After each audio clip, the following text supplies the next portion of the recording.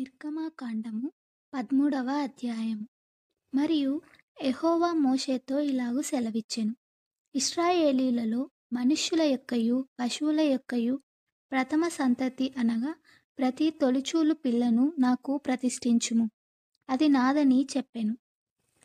మోషే ప్రజలతో ఇట్లనెను, మీరు దాస్యగృహమైన ఐగుప్తు నుండి బయలుదేరి వచ్చిన దినమును జ్ఞాపకము చేసుకొనుడి. యెహోవా తన బాహుబలము చేత దానిలో నుండి మిమ్మును బయటికి రప్పించెను. పులిసినదేదియు తినవద్దు. అబీబను నెలలో ఈ దినమందే మీరు బయలుదేరి వచ్చితిరి గదా. యెహోవా నీకిచ్చెదనని నీ పితరులతో ప్రమాణము చేసినట్లు కనానీయులకు, హిత్తీయులకు, అమోరీయులకు, హివ్వీయులకు, యెబూసీయులకు నివాస స్థానమైయుండు పాలు తేనెలు ప్రవహించు దేశమునకు నిన్ను రప్పించిన తరువాత నీవు ఈ ఆచారమును ఈ నెలలోనే జరుపుకొనవలెను. 7 దినములు నీవు పులియని రొట్టెలను తినవలెను. 7వ దినమున యెహోవా పండుగ ఆచరింపవలెను. పులియని వాటినే 7 దినములు తినవలెను. పులిసినదేదియు నీ యొద్ద కనబడకూడదు. నీ ప్రాంతములన్నిటిలోనూ పొంగినదేదియు నీ యొద్ద కనబడకూడదు. మరియు ఆ దినమున నీవు నేను ఐగుప్తులో నుండి వచ్చినప్పుడు యెహోవా నాకు చేసిన దాని నిమిత్తము పొంగని రొట్టెలను తినుచున్నానని నీ కుమారునికి తెలియజెప్పవలెను. యెహోవా ధర్మశాస్త్రము నీ నోట ఉండునట్లు బలమైన చేతితో యెహోవా ఐగుప్తులో నుండి నిన్ను బయటకి రప్పించెననుటకు ఈ ఆచారము నీ చేతి మీద నీకు సూచనగాను నీ కన్నుల మధ్య జ్ఞాపకార్థముగా ఉండును. కాబట్టి ప్రతి సంవత్సరము ఈ కట్టడను దాని నియామక కాలమున ఆచరింపవలెను. యెహోవా నీతోనూ నీ పితరులతోనూ ప్రమాణము చేసినట్లు ఆయన కనానీయుల దేశములోనికి నిన్ను చేర్చి దానిని నీకిచ్చిన తరువాత ప్రతి తొలిచూలు పిల్లను, నీకు కలుగు పశువుల సంతతిలో ప్రతి తొలి పిల్లను యెహోవాకు ప్రతిష్ఠింపవలెను. వానిలో మగ సంతానము యెహోవాదగును. ప్రతి గాడిద తొలిపిల్లను వెల ఇచ్చి విడిపించి దానికి మారుగా గొర్రెపిల్లను ప్రతిష్ఠింపవలెను. అట్లు దానిని విడిపించని ఎడల దాని మెడను విరగదీయవలెను.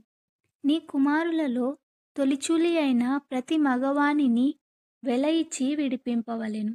ఇక మీదట నీ కుమారుడు ఇది ఏమిటని నిన్ను అడుగునప్పుడు నీవు వాని చూచి బాహుబలము చేత యెహోవా దాస్యమైన ఐగుప్తులో నుండి మనలను బయటకి రప్పించెను.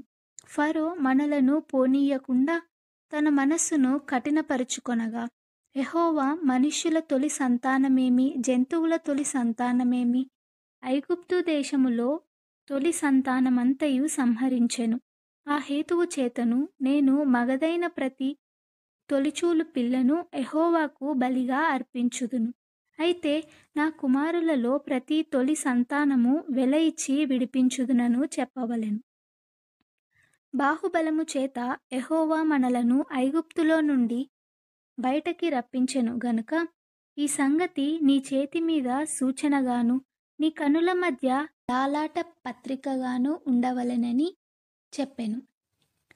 మరియు ఫరో ప్రజలను పోనీయగా దేవుడు ఈ ప్రజలు యుద్ధము చూచునప్పుడు వారు పశ్చాత్తాపపడి ఐగుప్తుకు తిరుగుదురేమో అనుకొని ఫిలిష్తీయుల దేశము సమీపమైనను ఆ మార్గమున వారిని నడిపింపలేదు.